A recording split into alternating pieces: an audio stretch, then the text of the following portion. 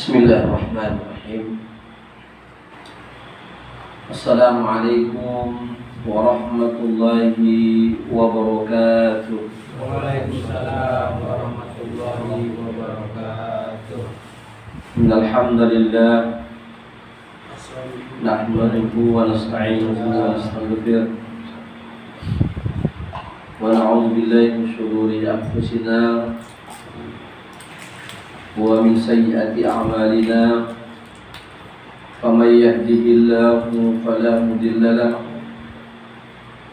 wa man yudlilhu falan tajida lahu waliyyan mursyida.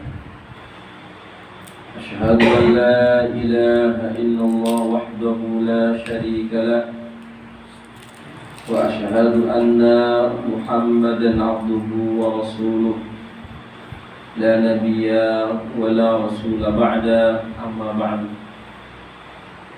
Qala Allah Ta'ala fi kitabihil karim ba'da na'udzu billahi minasy syaithanir rajim. Bismillahirrahmanirrahim.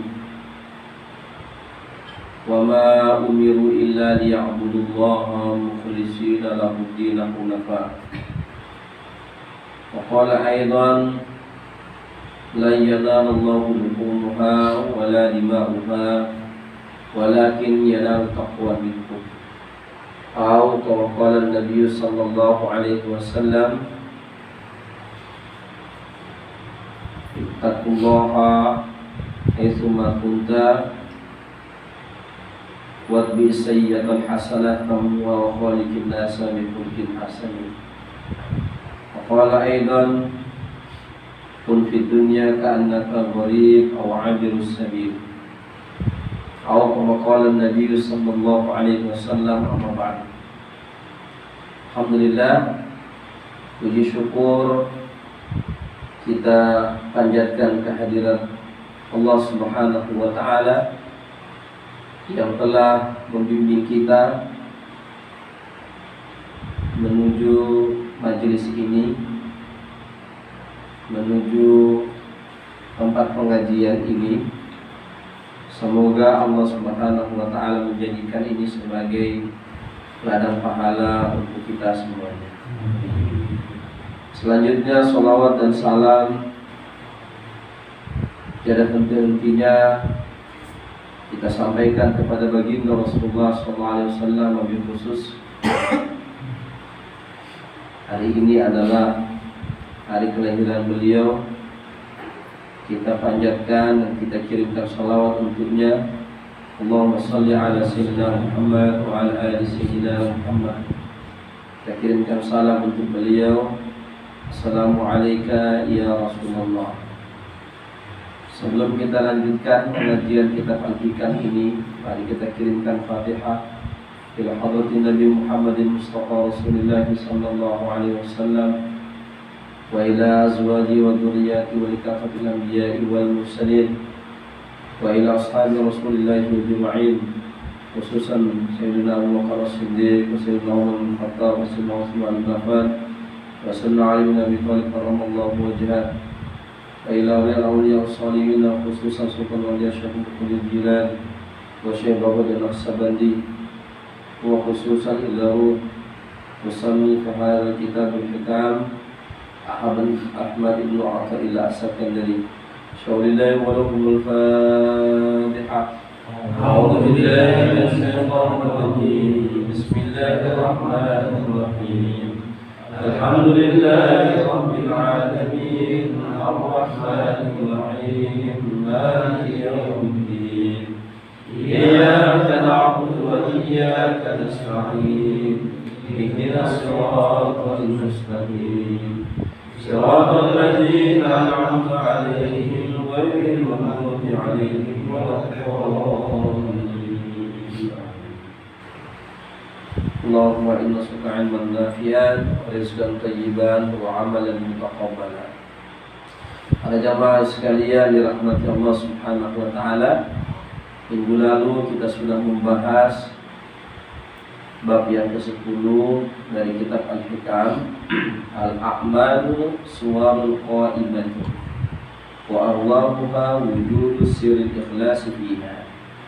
Amal itu seumpama jasad, sedangkan keikhlasan adalah ruhnya. Jadi kita beramal mesti ada keikhlasan di dalam amalnya kita, agar amal kita itu berkualitas, agar amal kita itu hidup, agar amal kita itu bermanfaat, agar amal kita itu diterima oleh Allah Subhanahu wa Ta'ala. Kita masuk pada bab yang ke-11. Wa qala musannifmu Ibnu Athaillah As-Sakandari wa nafa'ana bi ulumihi, idfin wujudaka fi ardil khumuli fama nabata mimma lam yudfan la yatimu nitajuhu. Lagi, idfin wujudaka fi ardil khumuli fama nabata mimma lam yudfan la yatimu nitajuhu. Beliau mengatakan idfin wujudaka fi ardil khumuli, kuburlah dirimu di tanah kerendahan. Fama nabata mimma lam yudfan, maka sesuatu yang tumbuh tanpa dikubur atau ditanam, la yatimu nitajuhu, hasilnya kurang sempurna. Ini penjelasan atau syarah daripada kitab ini, daripada bab ini, masih berkaitan dengan pembahasan sebelumnya tentang ikhlas. Kita berupaya untuk berbuat segala sesuatu atas dasar keikhlasan. Atas dasar keikhlasan. Di antara cara untuk memperoleh keikhlasan itu adalah digambarkan oleh beliau dalam kalam hikmah ini. Idfin wujudaka fi adil khumul, menanam sesuatu di dalam tanah yang paling dalam. Jadi kalau kita menanam sesuatu itu, kalau hanya di atas ada dua kemungkinan. Kemungkinan tidak jadi, atau kemungkinan dia dipatok sama ayam, atau ditaruh-taruh sama bulu.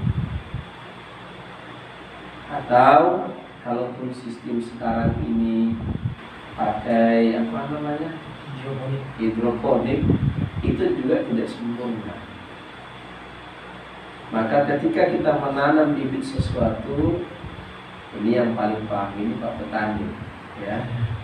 Tapi biasanya bibit kalau mau ditanam, mestinya ditanam agak dalam sedikit, biar tidak dikorek oleh binatang, ya, biar tidak dimakan oleh binatang. Katakanlah ketika kita menanam jagung, jagung kan kalau dibiak sama ayam, dikorek-korek, ayam dimakan sama dia.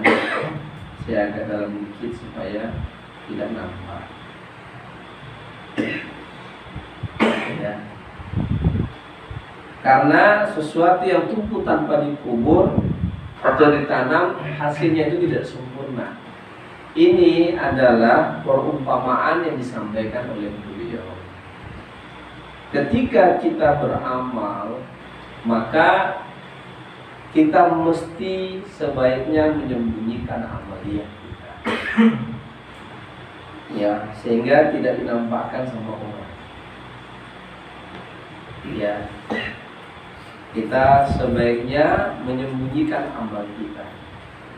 Jangan menceritakan, jangan mengisahkan. Karena kalau mengisahkan atau menceritakan amal-amal kita kepada orang banyak, yang pertama, dia akan hilang keutamaan amal itu, ya, keutamaan amal itu akan hilang. Yang kedua, amal itu bisa disisipi sifat riya, disisipi oleh riya. Ya. Padahal Allah sendiri mengatakan intukhfu ma fi sudurikum au tubduhu ya'lamullah. Apa yang kamu nampakkan atau apa yang kamu sembunyikan dalam hatimu Allah tahu. Maka untuk kehati-hatian kita dalam beramal, supaya amal kita itu tidak hangus, sebaiknya kita berupaya untuk menyembunyikan amaliyah kita. Berupaya untuk menyembunyikan amaliyah kita. Sembunyikan sih, ya. Atau kalau kita mau ceritakan sama orang, ingat bisa enggak kita tidak ria. Kalau kita enggak bisa ria, assalamualaikum. Silakan.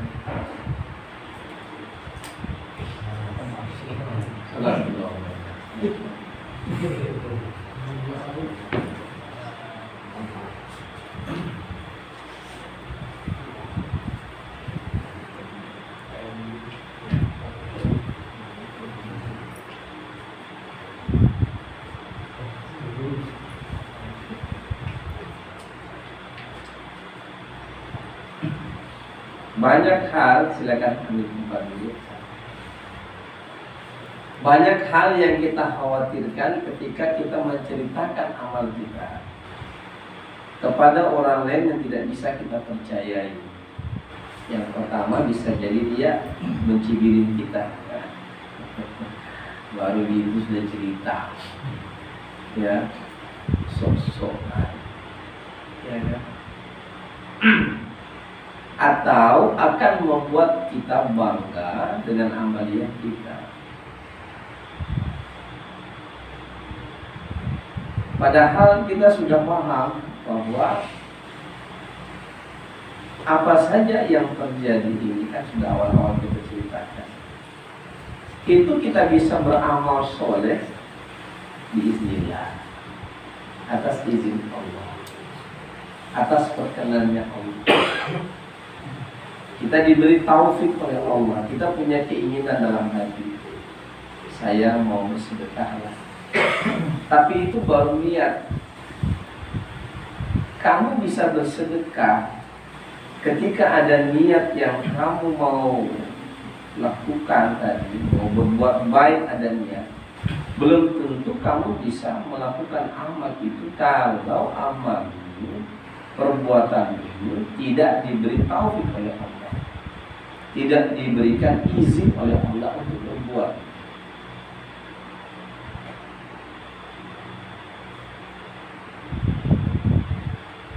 Oleh sebab itu orang yang sudah sampai pada maqam ma'rifatullah, dia sudah ngerti. Makanya ini perlu membahas kaji kitab Al-Hikam ini supaya kita berhati-hati dalam beramal, supaya amal kita ini tidak rusak, supaya amal kita ini jangan seperti habaan mansura. Kita anggap sudah segunung besar kita punya amal, tetapi bagaikan debu yang berterbangan aja nanti di hadapan Allah, tidak ada manfaatnya sama sekali. Karena kita beramal hanya untuk supaya dianggap oleh orang. Oke lah kalau dulu awal-awal saya masih belajar kan, namanya masih murid. Tapi sudah 2 tahun masa tidak berubah. Makanya saya baru mengajarkan kitab Al-Hikam meruntut ini nanti sudah 2 tahun. Kalau awal-awal sudah saya stressing dengan kitab Al-Hikam, kabur semua kalian. Nggak bisa beramal kalau susah betul ini beramal. Ya, karena untuk mencapai tingkatan ikhlas itu memang harus menyembunyikan amal, upayakan. Tidak ada yang tahu.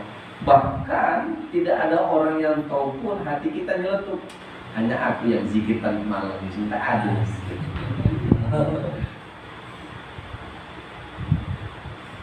Bisa jadi itu akan muncul dalam kolbu. Kalau itu adalah muncul dalam kolbu, hati-hati.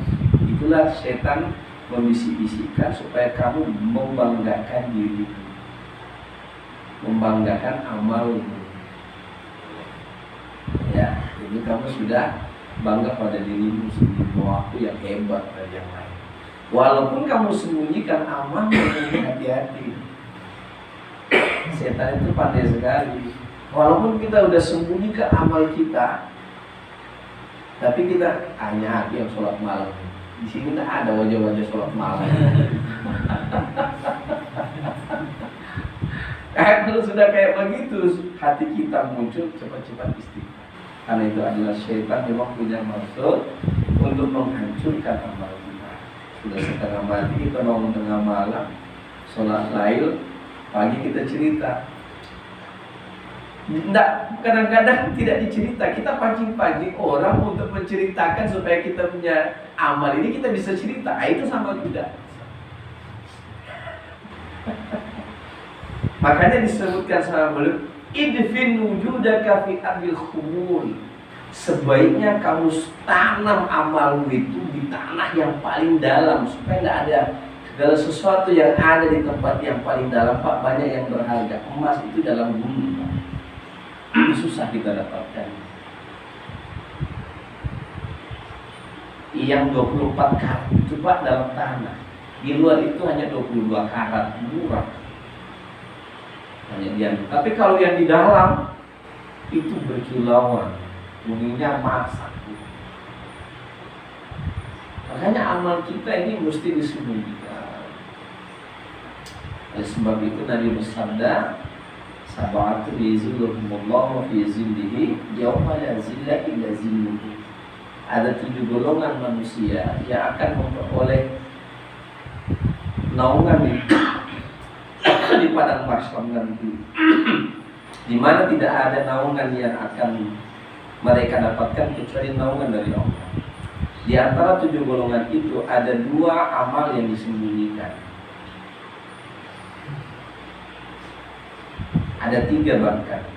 Warajulun zata mansibin wa jamalin faqala inni akhafullah. Seorang laki-laki yang diajak berzina oleh seorang wanita yang cantik dan kaya serta rupawan. Berdua-duaan hanya dia, tapi dia mengatakan ini akhafullah. Aku takut berbuat zina, aku takut kepada Allah. Dia tinggalkan wanita itu. Dia dapatkan naungan di sisi Allah. Di antara juga yang kedua adalah waradun tasaddaqa bisadaqah fa akhfaha la ta'lamu shimaluhu ma tunfiqu yaminuhu. Orang yang bersedekah melakukan amal sedekah dengan tangan kanannya dan tangan kirinya dia tidak tahu. Dia bersedekah dengan sembunyi-sembunyi. Ya. Intu budus sadaqati Fanya immahiyah wa intuhuhu wa huwa khairul lakum. Kata Allah dalam Al-Quran, kalau sedekah itu kamu nampakkan, itu baik buat, itu bagus. Kata Allah itu bagus. Tapi kalau kamu sembunyikan sedekahmu, itu lebih bagus lagi. Makanya dalam sebuah literasi hadis dikatakan orang yang bersedekah dengan sembunyi-sembunyi, dia memperoleh derajat 70 derajat. Kalau yang dia nampakkan hanya 10. Bolehkah kita menampakkan amal? Yang penting niatnya untuk dakwah, untuk mengajak orang. Tapi ini susah, berat, ya.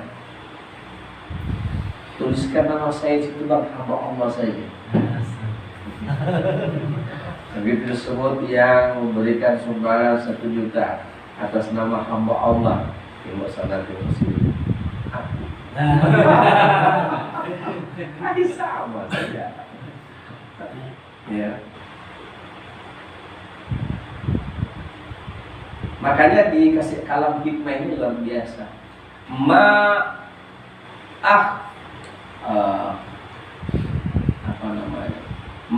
khufiyal amalu fahuwal amnu wal akmal. Amal-amal yang disembunyikan itu dia akan menjadi amal yang aman dan sempurna. Jadi kalau kita mau beramal, kalau supaya kita punya amal itu aman, dan amal kita sempurna sebaiknya disembunyikan. Satu ustaz kalau ketemu sama ustaz susah kalau tak mau cerita, karena ada pengalaman sedikit. Saya paham kalian masih muridin, masih perlu dibimbing terus. Ya, kalian lurus itu sampai kepada saya itu.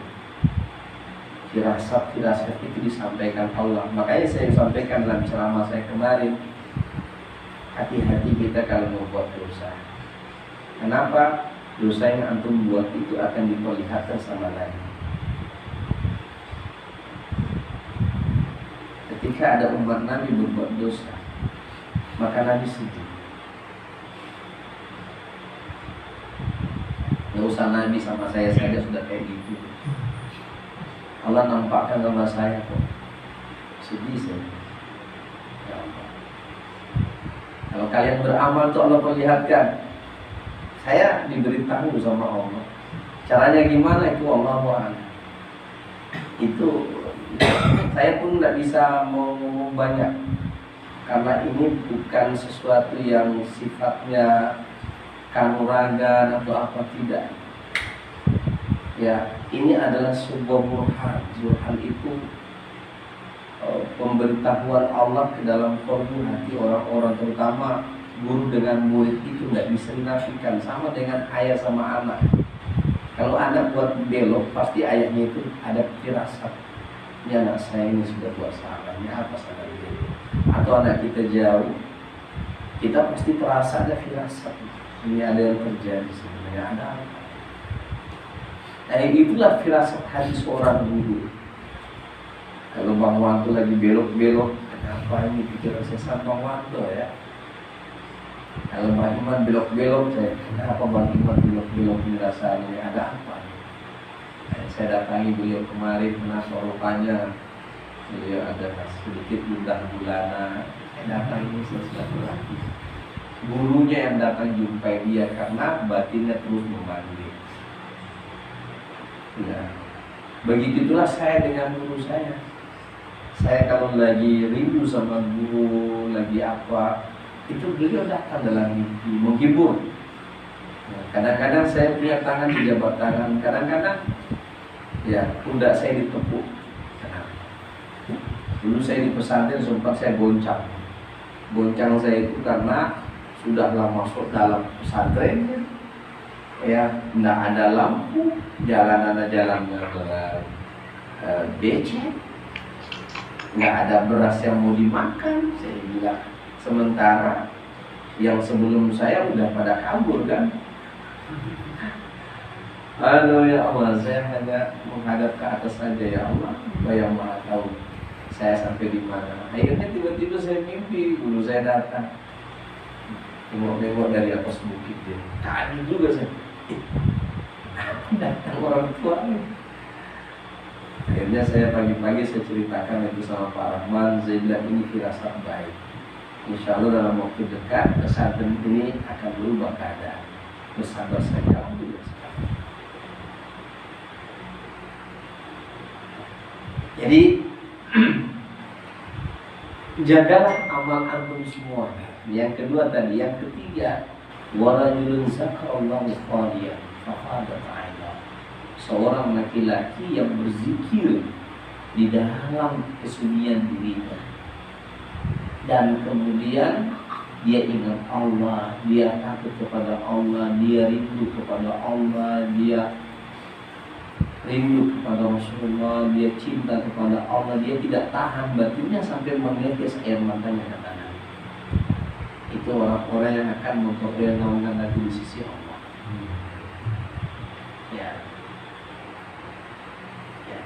Gapailah itu semua hadis-hadis Nabi yang Nabi sampaikan. Kalau kamu bersedekah, upayakan tangan kirimu tak tahu, upayakan tak ada yang tahu. Sedekah. Ketika kamu memberi, tidak usah kamu meminta upah dibalas, karena lahum ajrun ghairu mamnun. Balasan dari Allah itu adalah balasan yang tiada putus-putusnya. Ya, kalau kamu bangga dengan amalmu, ingat dosamu yang disembunyikan Allah. supaya kamu tidak bangga atas amalmu. Kalau kamu dalam keadaan sendirian dan kamu bisa beramal dalam dirimu sendirian, kemudian kamu bangga dengan amalmu yang kamu lakukan tidak dinampakkan sama manusia, lawanlah bisikan syaitan itu dengan dosa saya yang saya lakukan sembunyi-sembunyi lebih banyak lagi daripada amal yang saya sembunyi. Lawan. Ini dikirim betul-betul ceramah saya ini biar jadi bahan renungan sama semua jamaah, supaya amal kita tidak dihancurkan sama syaitan dan hawa nafsu kita. Makanya ada zikir sirri itu abang-abangku sekalian, supaya kita tahu siapa yang kita datangi untuk beramal, supaya siapa yang kita ajak ngobrol itu dalam beramal, dalam berzikir Allah. Nah mungkin antum berzikir Allah, antum mau minta tolong sama kuntilanak, sama genderuwo, sama antum belau semua, tidak akan mungkin. Di situ itulah guru-guru kita dalam thariqah Naqsabandiyah mengajarkan ketika masuk dalam zikir sirri Allah, kamu berkomunikasi dengan Allah melalui batinmu dalam sirrimu yang paling dalam. Sehingga disitulah kamu mengenal kepada siapa kamu tujukan amalmu, kepada siapa kamu berkomunikasi. Kalau sudah sampai ke situ, itu semua itu kata kawan kita, rupanya Ustaz, nggak ada apa-apanya kita bisa berbuat. Nah, itulah gunanya kita belajar ilmu al-hikam ini, supaya menghancurkan segala sesuatu yang datang dalam hati kita yang bermaksud untuk menghancurkan amalia-amalia yang sudah kita bangun berupa istana-istana amalia di dalam kolom. Terakhir saya sampaikan kemarin kan, ya, pahatkan kalimat Allah itu dalam dadamu supaya kalimat Allah ini bisa menjalar kepada seluruh ragamu, sehingga ketika kamu membuat dosa, kamu takut untuk berbuat dosa. Ada kalimat Allah di situ yang mencegahmu. Ketika kamu beramal, tidak akan muncul riamu, karena memang dialah sebagai tujuan kita dalam beramal. Ya.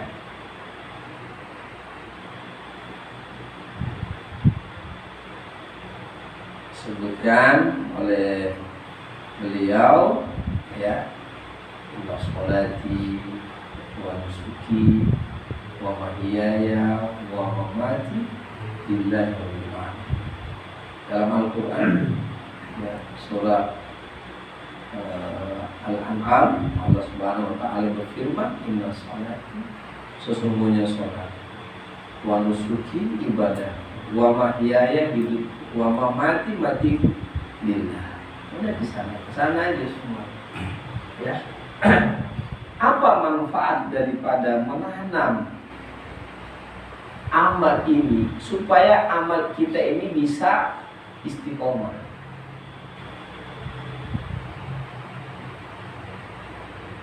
Supaya amal kita ini bisa istiqomah. Yang susahnya kita istiqomah kita ini karena bukan dari hati. Kata orang, pekerjaan kalau datang dari hati, sesusah apapun, sepelik apapun, dia tetap aja terus. Tapi kalau amal itu bukan dari hati, semudah apapun pekerjaan itu datang bawaannya malasnya tak ketulungan. Assalamualaikum. Nah, ini dia.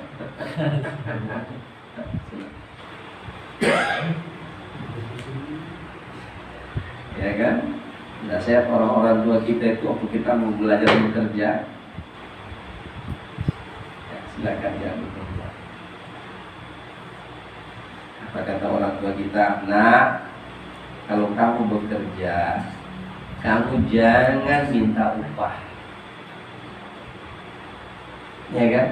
Dulu pertama kita belajar bekerja itu, Kalau kamu bekerja sama orang di perantauan, saya masih ingat betul nasihat orang tua saya. Kata orang tua saya, kalau kamu di perantauan, bantu-bantulah orang. Jangan kamu minta upah, minta dibalas. Baru terasa sekarang maksudnya itu apa. Banyak sekali manfaat kata-kata yang hikmah, kata-kata nasihat. Yang pertama, kita berbuat atas dasar keikhlasan itu tidak akan mempengaruhi kita. Mau dipuja, mau dihina, mau dibayar, mau tidak, kita tidak akan berubah.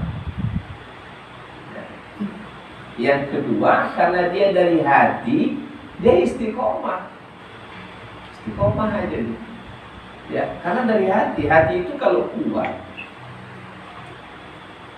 Ini persoalan hati. Kenapa sih zikir ini menancapkan betul ke hati? Hati ini Pak sumbernya. Pak Waria sama Bang Reno tua mana?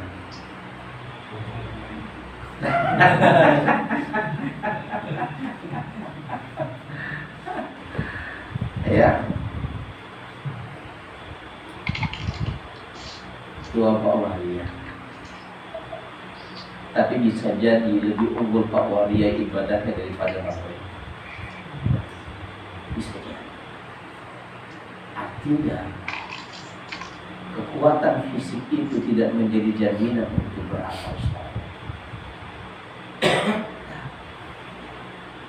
Orang yang jauh rumahnya dari masjid dengan rumahnya yang dekat dari masjid tidak menjadi jaminan untuk dia datang ke masjid. Yang menjamin apa?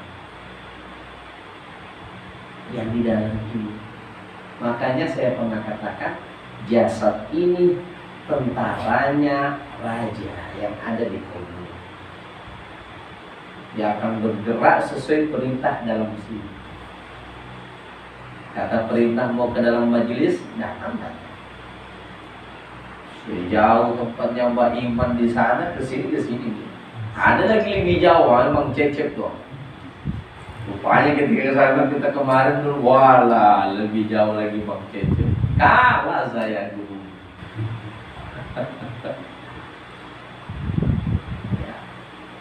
Dan itu dibuktikan dari dulu sampai sekarang. Di zaman Nabi juga begitu. Mau mereka melepaskan nyawa satu-satunya dalam badan ini karena cinta kepada Allah Ta'ala.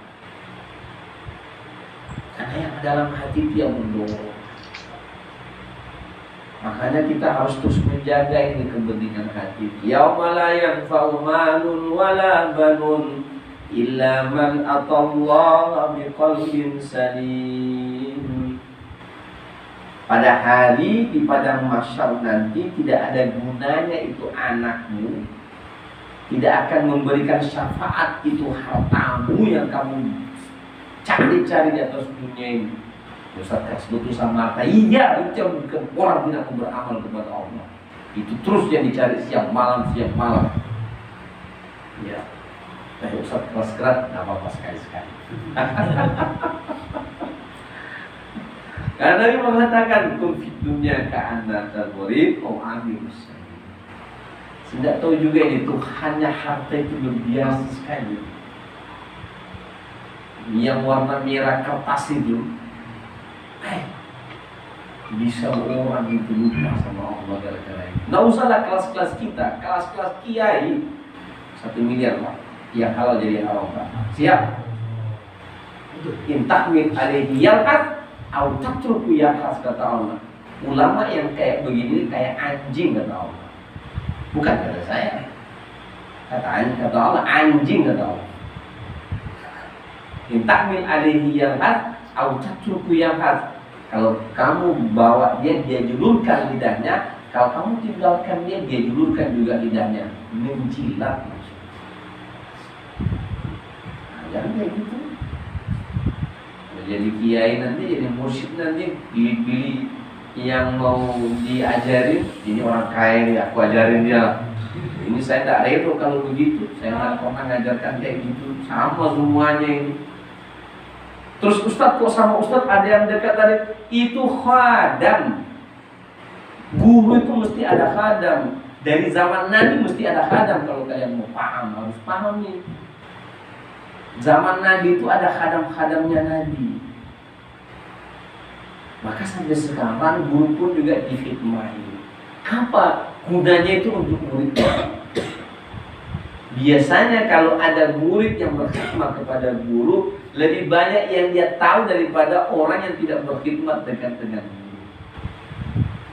Abu Hurairah itu banyak yang dia riwayatkan hadis karena semenjak dia masuk Islam dia tidak pernah berpisah sama Nabi. Dia ceritakan sendiri, kecuali Nabi masuk di rumahnya baru dia berpisah dari Rasulullah. Maka banyak yang dia riwayatkan hadis. Dan itu kita perlu syukuri. Banyak yang diriwayatkan hadis dari Abu Hurairah yang menjadi landasan agama ini. Kalau enggak, mau sampai di mana ayat hadis ini hanya sedikit yang sampai sama kita.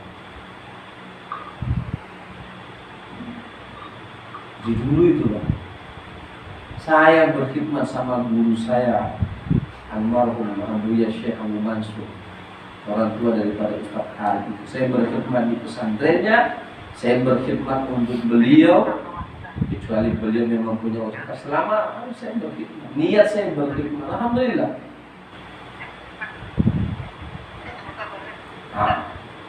Itu ya.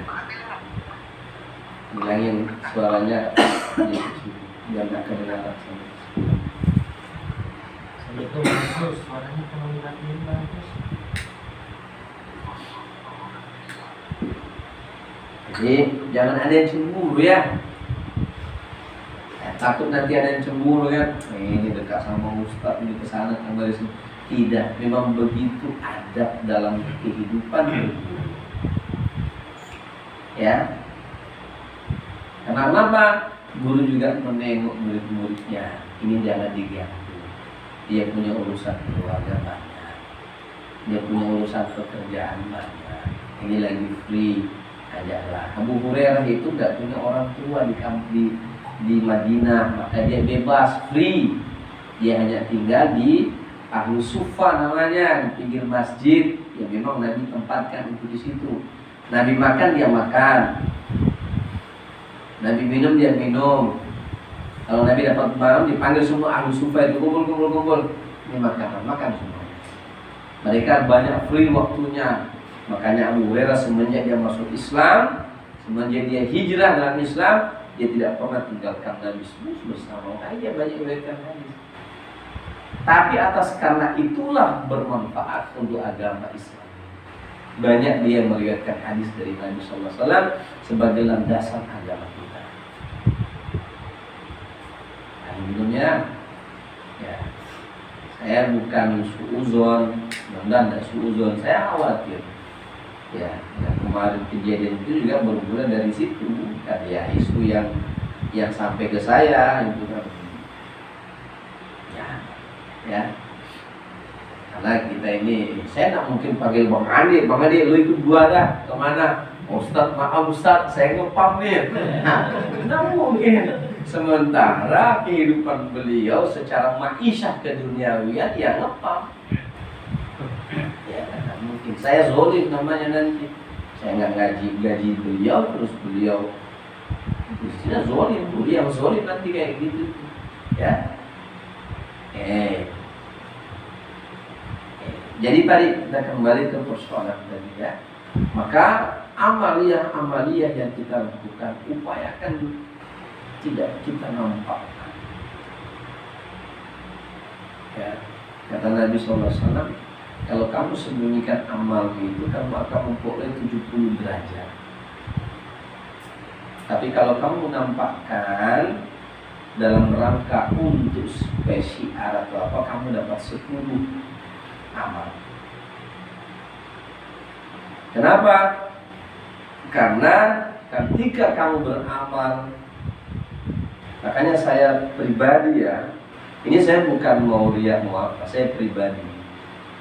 Kadang-kadang ada satu masa saya pengen itu tidak dikenal sama orang. Lebih senang saya tidak dikenal sama orang daripada dikenal. Saya enggak ke masjid-masjid kalian lah. Nanti kalau ada nampak kalian, nanti akan ada dalam hati itu, si Polan ada di sini, kamu harus sholatnya bagus-bagus. Itu setan punya cara. Ustaz ada di sini tuh, bagus-bagusin loh. Setan punya cara. Ya, hanya kalau saya pergi ke masjid ini sini tidak ada orang, oh itu lebih tenang saya. Artinya kita berkhalwatnya itu di sini. Bukan kemudian kalau begitu ketemu sholat lari lah, bukan begitu maksudnya.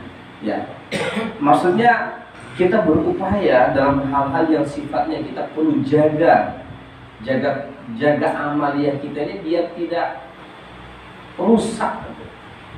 Hanya gara-gara kita menjaharkan kita punya amal. Kecuali kita dalam kerangka dakwah ya. Saya kayak gini, kita berdakwah. Ya. Ini kan dijaharkan, ini syiar. Karena ayatnya juga ada, wa may yusya'idillah fa innahu min taqwal qulub. Siapa yang mensyiarkan agama Allah, sesungguhnya syiar-syiar yang disampaikan itu untuk menjaharkan agama ini adalah dari hati yang bertakwa. Makanya ada yang namanya sholat berjamaah, ada yang namanya sholat sunat. Sholat berjamaah itu sebaiknya di masjid. Untuk apa? Manfaatnya, hikmahnya ada dalam syiar.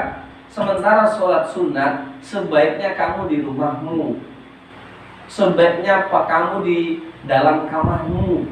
Jadi sholat sunat yang kamu kerjakan di dalam kamarmu itu lebih baik daripada sholat sunat yang kamu kerjakan di luar kamarmu.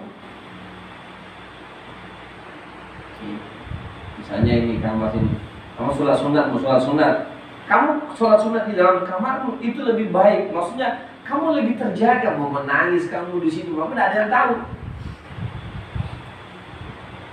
Kamu lebih serius lagi maksudnya. Makanya ada istilah kita itu uzlah. Nanti dibahas dalam pembahasan minggu depan. Nanti yang minggu depan masuk dalam masalah uzlah. Pentingnya uzlah itu nanti akan diceritakan di bab yang ke-12. Setelah tadi menanam amal supaya enggak kelihatan, caranya gimana? Uzlah.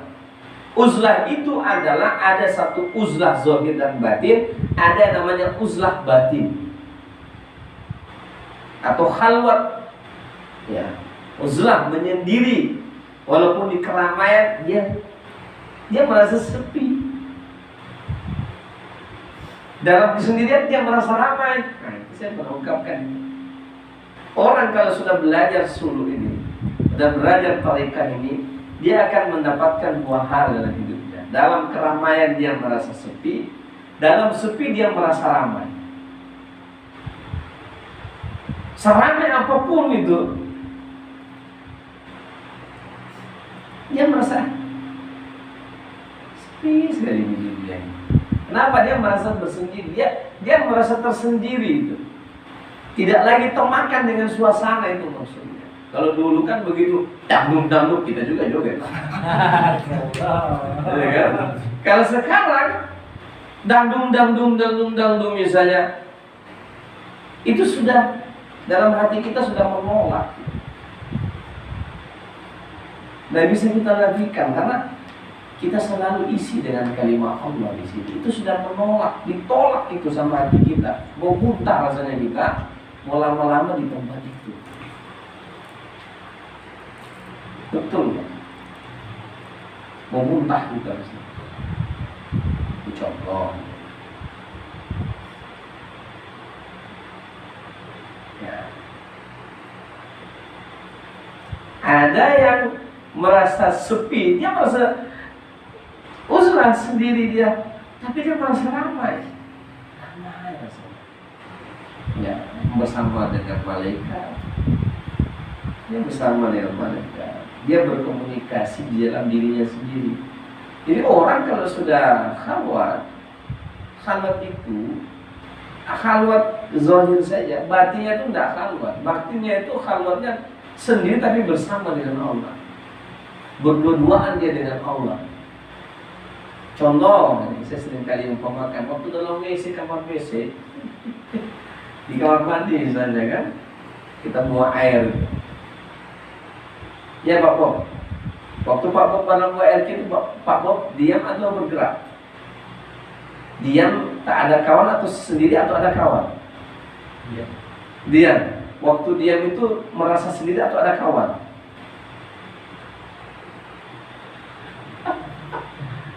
Ayo. Ada kawan kan? Ada. Waktu kita buang air besar itu, kita ngomongkan sendiri. Jam 1 saya mau kesini. Jam 2 saya ngalir. Jam 3 saya kasih makan kambing atau sapi. Kita nggak schedule tuh. Kita ngomong sama siapa coba? Berarti kita nggak sendiri hidup ini. Ada malaikat rakib hati, ada pikiran kita, ada kolbu kita, ada teman kita. Makanya ada satu masa sebaiknya kita harus menyendiri. Enggak lama-lama 1 jam jadilah. Itulah namanya kita dalam suatu hari itu enggak boleh kita harus uzlah dari kehidupan dunia ini. Supaya kita bisa muhasabah diri, supaya kita bisa melihat diri sendiri. Karena orang yang terlalu pemakan dengan kehidupan dunia ini, dia bisa saja lupa diri.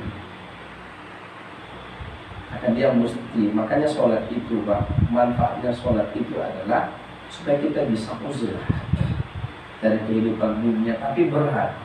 Wow, Akbar. Proposal saya ditembus apa enggak? Ya, karena mau lagi terima gaji ini berapa saya dibayar ya? Ya, makanya selain sholat fardu, kita mesti sholat sunnah. Di mana? Di bilik kita yang paling dalam nggak ada yang tahu, hanya kita sendiri aja dengan Allah. Sudah yang punya kan ruang-ruang khalwat sendiri di rumah. Kalau kita sudah punya ruang khalwat sendiri di rumah, kasih minyak wangi, harum-harum, jaga kebersihannya, insya Allah ruangan itu akan dihuni oleh malaikat-malaikat Allah. Karena kita jadikan sebagai tempat berzikir. Karena para nabi dan rasul itu punya ruang khalwat juga. Para wali-wali Allah termasuk Siti Maryam, ibunda daripada Nabi Isa alaihissalam. Nabi Zakaria, bahwa yusolli fil mihrab, dia sholat di mihrabnya, sholat di situ. Anggap sebagai mihrab antum di situ. Kita berzikir Allah. Allah itu bayangkan itu kalimat Allah itu Allah. Benar pakai kalbu antum. Allah. Orang semakin enak tenggelam dalam zikir. Ya mau nangis ke situ, mau terpana ke di situ, terpukau ke di situ dengan kehebatan Allah. Antum tidak terganggu dengan kebisikan yang ada. Ya, sampai tertidur pun antum di situ.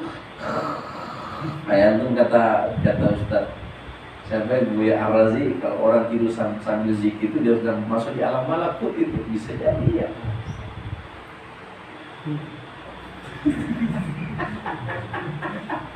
Tapi ini tidak menjustifikasi ya. Tidak memberikan pembenaran ya. Ya, karena sesungguhnya orang itu kalau sudah zikir, ya sebenarnya dia sudah berada di alam kesadaran yang sempurna. Ya, kesadaran yang sempurna. Kalaupun dia bisa tertidur, berarti ruhnya itu dicabut oleh Allah Subhanahu wa Ta'ala. Dan bisa jadi Allah datangkan dia di satu tempat yang suci, di alam malakut sana. Bisa jadi ketika dia dalam keadaan tertidur lagi zikir, dia ketemu sama wali-wali Allah dalam alam. Ya. Oke, kembali kepada pembahasan di sini. Ya. Maka tidak perlu kita memaksakan diri untuk viral. Ya, nah perlu kita memaksakan diri untuk viral. Viral itu memang akan datang dengan sendiri. Ya, akan datang. Ya.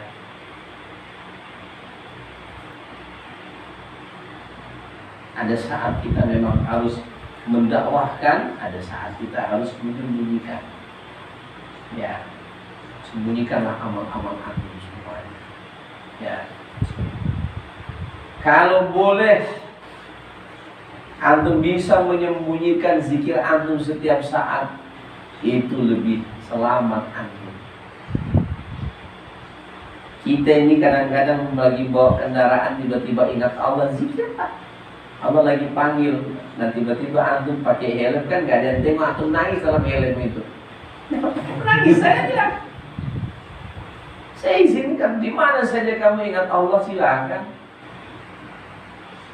Ingat Allah di mana-mana mau. Ya, silakan ingat. Ya, karena mengingat Allah ini tidak terhad oleh ruang dan waktu. Di mana-mana saja silakan ingat Allah Subhanahu wa taala. Ya. Bahkan kata Allah, "Idza qudiyatis sholati fantashiru fil ardi wabtaghu min fadlillah wadhkurullaha katsiran la'allakum tuflihun."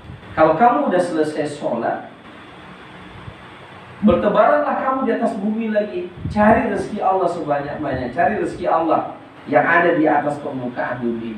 Tapi ingat, jangan kamu lupa wadhkurullaha katsiran. Ingatlah kepada Allah ketika kamu bekerja, supaya pekerjaanmu itu diridhai Allah, supaya kamu tidak melakukan pelanggaran ketika kamu bekerja, supaya ketika kamu bekerja, ya kamu senantiasa dalam bimbingan Allah Subhanahu wa taala. Dan itu akan kamu dapatkan sendiri keberuntungannya. Ya. Ini pembahasan yang ke-10, saya pikir sudah cukup ini ya.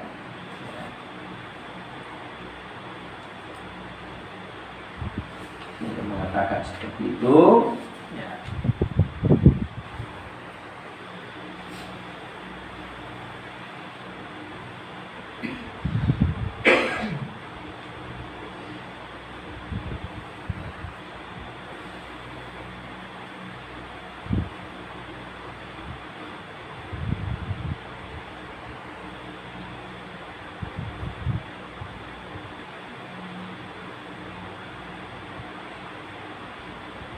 Apa contohnya?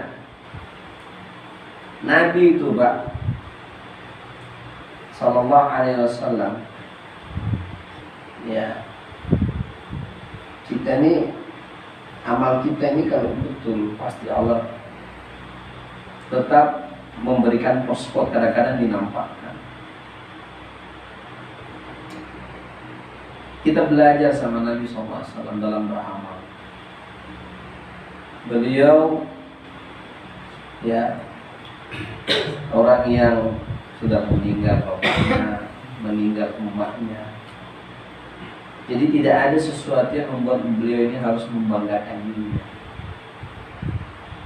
Ya, dari kecil sudah yatim piatu. Kerjanya mengembalakan kambing, Pak. Orang yang mengembalakan kambing itu tinggalnya di mana? Di kota atau di pinggiran kota? Mengembalakan kambing apa tuh? Sebagai pengembala sapi di ujung kan.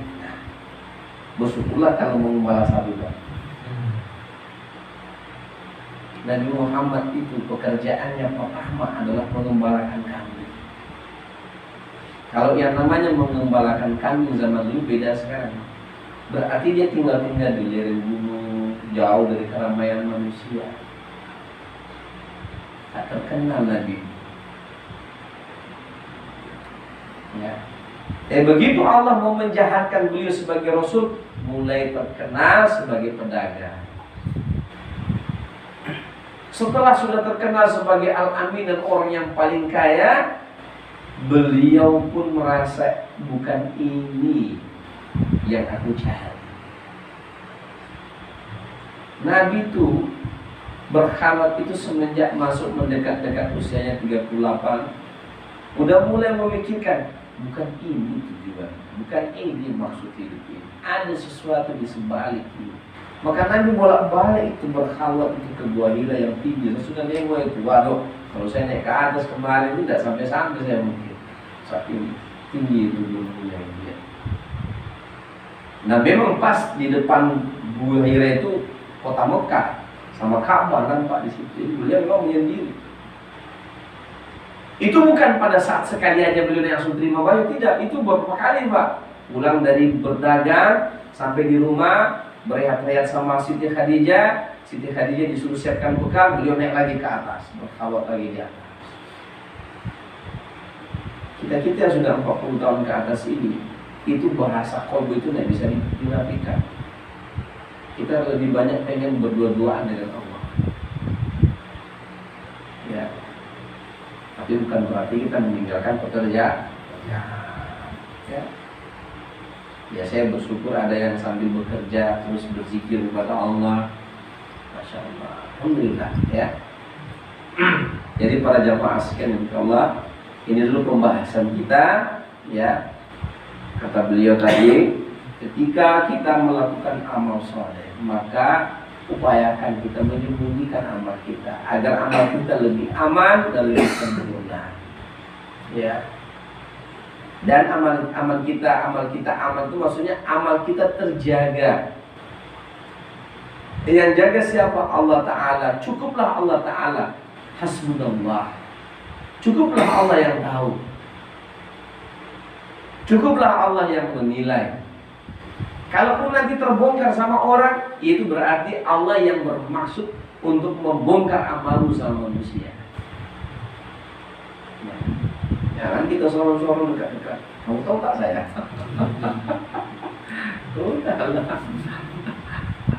Tidak ada mungkin juga. Ya, apa gunanya mereka tahu?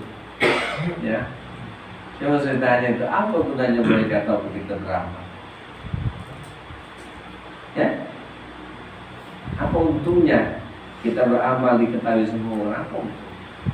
Tapi Ustaz, kecuali antum yang dalam proses riyadhah ini, kalau ada sesuatu ceritakan sama Ustaz, ya, karena ini dalam proses untuk diarahkan, ya, diarahkan. Dan saya seringkali bilang, ketika antum menceritakan pengalaman spiritual antum, itu tidak semua yang antum bisa ceritakan yang antum alami. Paling hanya 5% yang antum alami. Maka saya akan bahas, akan arahkan ke sini arahnya. Kadang-kadang saya tidak banyak cerita, saya hanya jawab sedikit. Iya, udah bagus, udah betul. Lanjut. Ustaz ini cerita panjangnya, itu aja jawabannya.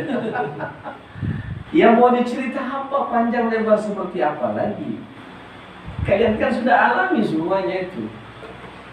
Sekarang tinggal proses riyadhah tanpa henti, tanpa berhenti. Sampai kapan?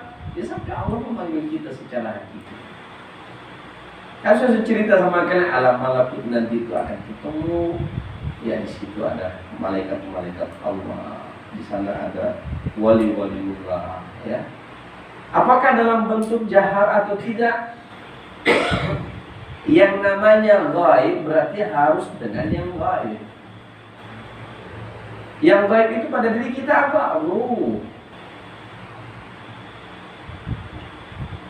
Bukan dengan panca indera. Aku tengok jin Ustaz. Bukan ini yang melihat. Sama ketika saya kan sudah pernah analogikan, waktu kamu tidur, kamu mimpi tak? Mimpi Ustaz. Lihat apa? Cewek cantik Ustaz. Kan? Atau lihat siapa? Saya ketemu sama Ustaz dalam mimpi saya. Oh, Masya Allah. Saya Masya Allah, luar biasa. Ya, saya ketemu sama orang yang bersumpah Ustaz. Saya ketemu sama guru saya Ustaz. Saya ketemu sama orang-orang soleh begini dan begitu Ustaz. Pertanyaannya kan sederhana saja. Emangnya waktu kamu tidur, kamu kan tutup mata ya? Kamu pakai mata yang mana waktu menikah? Ayo jawabannya. Pada jawab. Kan tahu nggak perlu dijawab kan? Itu tutup mata kan, tidur kan tutup mata ini. Maka ada yang namanya basariyah, ada ainul basariyah, ada pandangan ruh kolbu.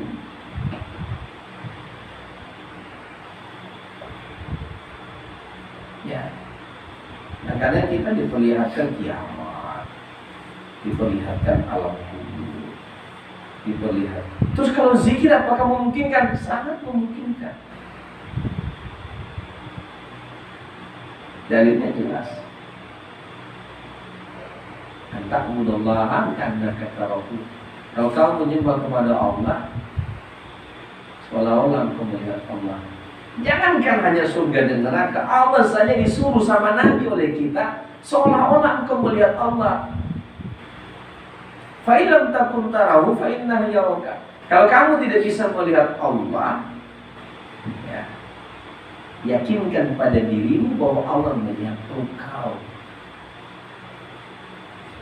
Seolah-olah hadis ini memaksa kita untuk dipaksa kita ini untuk melihat Allah. Untuk ada komanya. Kalau enggak, pusing kita, bagaimana cara kita melihat Allah?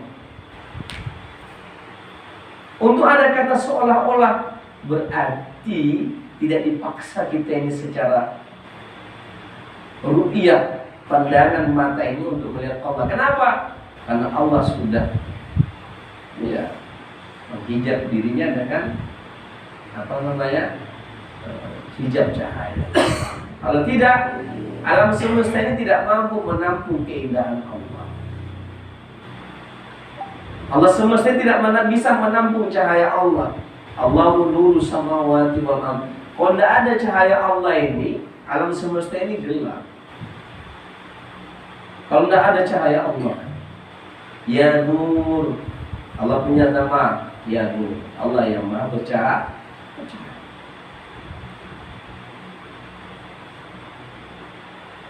Ya. Makanya Nabi mengatakan dalam sebuah hadisnya itu, kata oleh Aisyah, ya, bahwa cahaya Allah itu sangat terang. Begitu beliau waktu Isra Mi'raj.